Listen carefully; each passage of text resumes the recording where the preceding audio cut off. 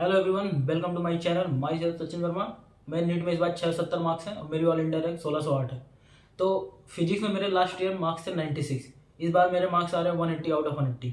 तो ये जर्नी मैंने कैसे कैसे मैंने अपने मार्क्स को इम्प्रूव किया, इस वीडियो में मैं आपको बताने वाला हूँ, जिससे आप लोग भी वैसे काम करके अपना मार्क्स इंक्रीज कर सकते हैं। तो सबसे पहली बात, क्या मैं एक्स्ट्रा ऑर्डिनरी था? नहीं, बिल्कुल नहीं। मैं बस ये था ना, पढ़ता था बट क्वेश्चन प्रैक्टिस कम करता था। क्वेश्चन प्रैक्टिस कम करना, टेस्ट कम करना, ये जनरली आप लोग भी कम करते होंगे। जैसे हम लोग की आदत होती है ना कि हम लोग बुक तो खरीदने को 4 बुक खरीद लेते हैं। मान लो ये भी खरीद लिया, डीसी पांडे खरीद लिया, सिंगेज खरीद लिया, मॉड्यूल खरीद लिया, सब खरीद लिया। लगाते क्या है, 2 चैप्टर का सब लगाएंगे, उसके बाद जो भी चैप्टर आए उसमें 100 क्वेश्चन 50 क्वेश्चन नहीं लगा पाते।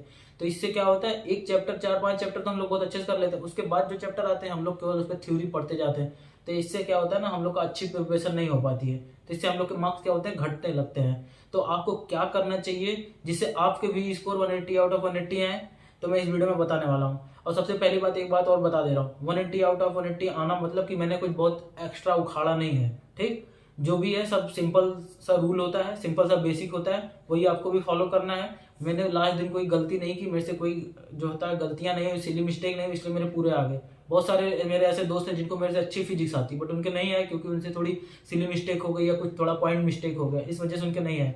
तो बात को ध्यान से समझिए, मैं आपको स्कोर करना बताऊंगा कि हाँ 160 65 170 तक आप अच्छे से स्कोर कर सकते हैं, मतलब पढ़ के स्कोर कर सकते हैं। लेकिन आपके 180 आना, ये आपके वहाँ पे थोड़ा टेम्परामेंट पे, आप थोड़ी थोड़ी सी मिस्टेक नहीं हुई, इस पे डिपेंड करेगा। ठीक है, तो चलिए वीडियो को शुरू करते हैं। तो सबसे पहली बात हम लोग करते हैं, क्या 180 में 180 लाना इजी है? तो बिल्कुल नहीं है, इजी नहीं है। आपको बहुत ज्यादा मेहनत करनी पड़ेगी। मतलब आपको पर चैप्टर 100 से 150 क्वेश्चन लगाने पड़ेंगे, 30-40 टेस्ट देने पड़ेंगे पूरे फुल वाले।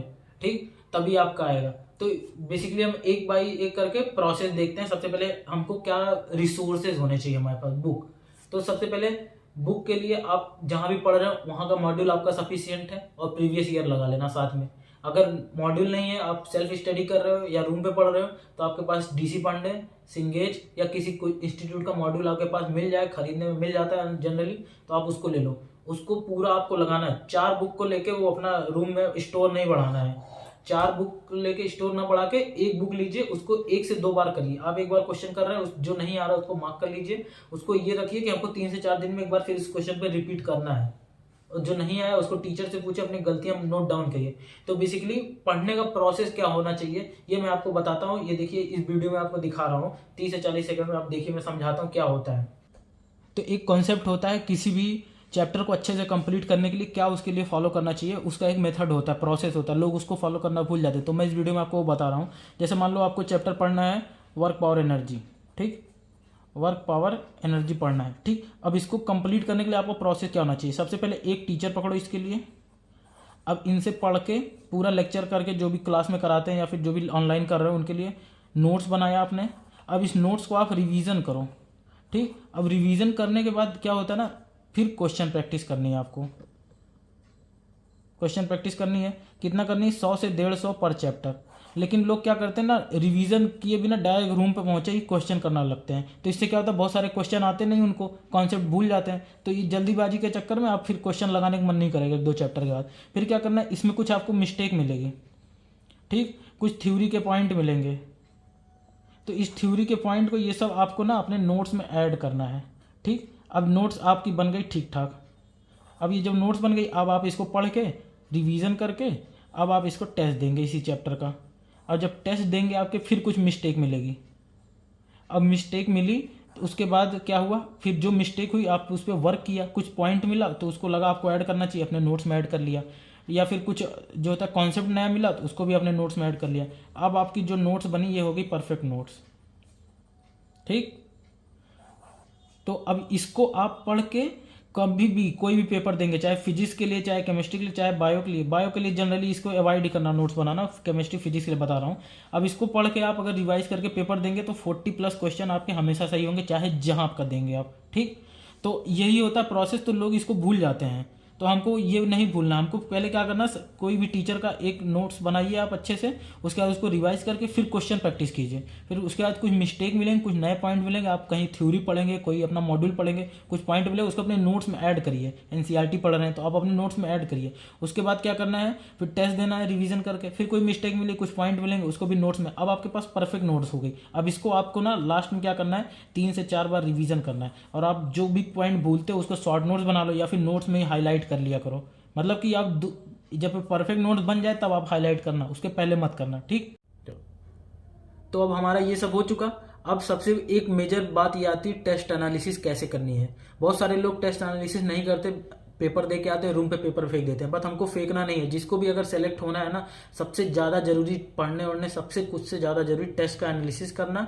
और जो गलतियां होती हैं आप उसको टीचर से पूछ के सही करिए, नेट पे देख के सही करिए, चाहे जहाँ से करिए, फिर वो सेम गलती आपकी दोबारा नहीं होनी चाहिए, ठीक। तो आपको कैसे एनालिसिस करना मैं आपको बताता हूँ। जैसे देखो ये मेरा एक पेपर है, ठीक। अब ये टेस्ट पेपर है, मान लो इसमें देखो ये मेरा चौथा क्वेश्चन गलत हो गया। अब चौथा क्वेश्चन गलत हुआ तो क्यों गलत हुआ, तो उसका कॉन्सेप्ट देखो मैंने यहाँ लिख लिया, क्यों मेरा ये गलत हो गया। ये जैसे हम लोग का ना न्यूलाइट का टेस्ट था तो हम लोग को यूट्यूब पे सर डिस्कशन कराते थे, तो उसमें क्या हुआ, कुछ पॉइंट मिला तो मैंने उसको लिख लिया। यहाँ कुछ मिस्टेक मैंने कर दी थी। अब उसके बाद दूसरा क्वेश्चन देखिए, यहाँ तो मैंने सही है लेकिन कुछ नया पॉइंट सीखने को मिला, मैंने लिख लिया। यहाँ भी सेम उसी तरह मेरे को कुछ नया पॉइंट सीखने को मिला तो मैंने लिख लिया। मतलब कि आपको कुछ नया पॉइंट सीखने को। अब ये देखिए, ये क्वेश्चन जैसे मेरा गलत था, ठीक। अब इसको मैंने सॉल्व किया, मेरा नहीं आया, तो उसके बाद यहाँ टीचर ने जो बताया कि वर्क एनर्जी थ्योरम से कर लेना या फिर दूसरा कोई मेथड बताया तो मैंने यहाँ लिख लिया। आपको भी सेम देखिए मैंने ऐसे एनालिसिस करा है। इसके बाद जो पॉइंट आता है, लोग बोलते हैं भैया एनसीईआरटी पढ़नी चाहिए कि नहीं पढ़नी चाहिए। तो टू बी वेरी ऑनेस्ट, मैंने नहीं पढ़ी थी, बट मैंने ना अपने टीचर पे बहुत भरोसा किया था। तो जैसे आरडी सर, मिश्रा सर, ये सब जो करा देते थे, मैं यही समझता था कि सब है। टेस्ट पेपर में इतने टेस्ट दे दिए थे, मतलब हम लोग 130-40 टेस्ट दिए थे, तो उसमें कुछ बचा ही नहीं था। सारे क्वेश्चन जनरली सेक्शन डी वाले एनसीईआरटी से ही रहते थे, तो वो सारे कवर हो जाते थे। बट मैं आपको कहूंगा, आपके पास टाइम है ना तो आप जरूर पढ़िए, क्योंकि बहुत सारे थ्योरी बेस्ड क्वेश्चन आते हैं ना, तो इधर उधर की थ्योरी होती है जो दूसरे मॉड्यूल में लिखी होती है, कहीं लिखी होती है, थोड़ा सा इधर उधर करके लिखी होती है। अगर आपको बहुत अच्छे से क्लियर, तभी आप कर पाएंगे। नहीं तो क्या होता है ना कि एनसीईआरटी की अगर आप थ्योरी पढ़ेंगे तो उसकी एग्जैक्ट लाइन उठ के चली आती है पेपर में।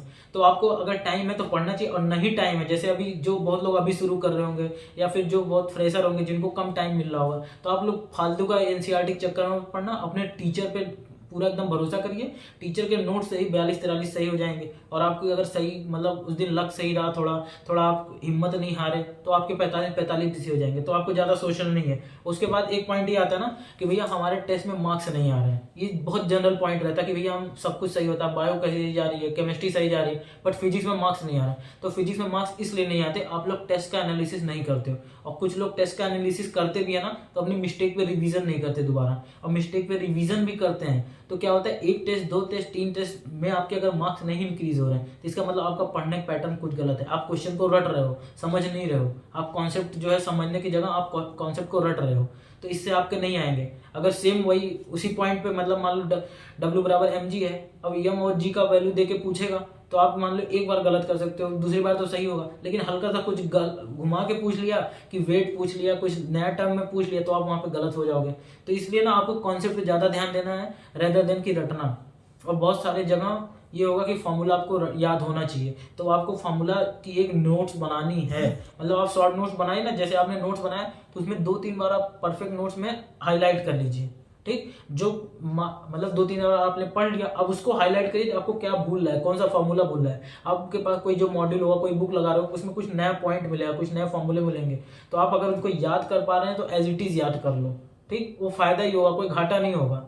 जैसे अभी से याद करोगे ना, अभी से 10 बार अपना शॉर्ट नोट्स आप पढ़ लिया तो याद हो जाएगा। जो आपने हाईलाइट किया 10 बार आपने पढ़ लिया तो याद हो जाएगा। लेकिन अब वही होता है कि लोग जब लास्ट टाइम आता है तब रिवीजन करते हैं, तो आपको ये नहीं करना है। आपको अभी से वो करना है कि जैसे अब एक चैप्टर में आपने हाईलाइट किया, कितना 20-25 पॉइंट हाईलाइट किया होगा, अब उसको डेली डेली पढ़ते रहिए। 5 मिनट लगेगा, 10 मिनट पड़ेगा, आपको रटना नहीं है। 10 बार पढ़ेंगे ना, अपने आप माइंड में चला जाएगा, ठीक। तो मैं होप करता हूँ कि आपके सारे डाउट्स क्लियर हो गए होंगे, कैसे आपको क्या स्कोर करना है, कैसे आपको वर्क करना है, ठीक। और बहुत सारे लोग बोलते हैं ना कि जैसे न्यूलाइट में फिजिक्स अच्छी नहीं पढ़ाई जाती, ये नहीं पढ़ाई जाती। मैं आपको एक वीडियो बना के दिखा रहा हूँ, मतलब कैसे हम लोग का मार्क्स आया। हम लोग नो डाउट पढ़े बहुत हैं, ठीक, बट क्या होता है ना, टेस्ट के कितना फायदा मिला, एग्जैक्ट क्वेश्चन या फिर थोड़ा वैल्यू चेंज करके क्वेश्चन कितना मिला, आपको मैं इस वीडियो में दिखा रहा हूँ। ये देखिए, तो जैसे कि आप लोग देख सकते हैं ये एग्जैक्ट क्वेश्चन हमारे जो रिपीट हुए हैं, हमारे ये टेस्ट पेपर में ऑलरेडी आ चुके हैं। देख लीजिए आप, एग्जैक्ट क्वेश्चन रिपीट हुआ है, थोड़े से कहीं डाटा चेंज है, थोड़े से वैल्यू चेंज है, बस इससे ज़्यादा कुछ नहीं हुआ है।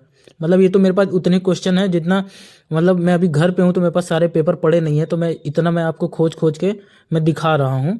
ठीक, तो आप लोग देख सकते हैं ये, मतलब आप इतना है कि न्यूलाइट पे ट्रस्ट कर रहे हैं ना तो आपका नुकसान नहीं होगा। अब ये सब आप अगर पेपर में गलत कर रहे हैं तो ये आपकी गलती है ना। एग्जैक्ट क्वेश्चन आ रहा है, थोड़ा सा डाटा चेंज, थोड़ा सा वैल्यू चेंज, तो आप टेस्ट पेपर अच्छे से एनालिसिस करिए, कहीं भी पढ़ रहे हो तो आपका अपने आप अच्छा मार्क्स आएगा। लेकिन टेस्ट पेपर नहीं एनालिसिस करेंगे तो नहीं आएगा, यही फ़ायदा होता है टेस्ट का। ठीक, और आप अपना जो भी फीडबैक होगा आप इस वीडियो के नीचे कमेंट करिएगा। कोई और कुछ प्रॉब्लम होगा आप इस वीडियो के नीचे कमेंट करिएगा, और चैनल को लाइक सब्सक्राइब कर दीजिएगा। ठीक है, तब तक के लिए ओके बाय, मिलते हैं अगले वीडियो में, तब तक के लिए bye bye. Myself Sachin Verma signing of.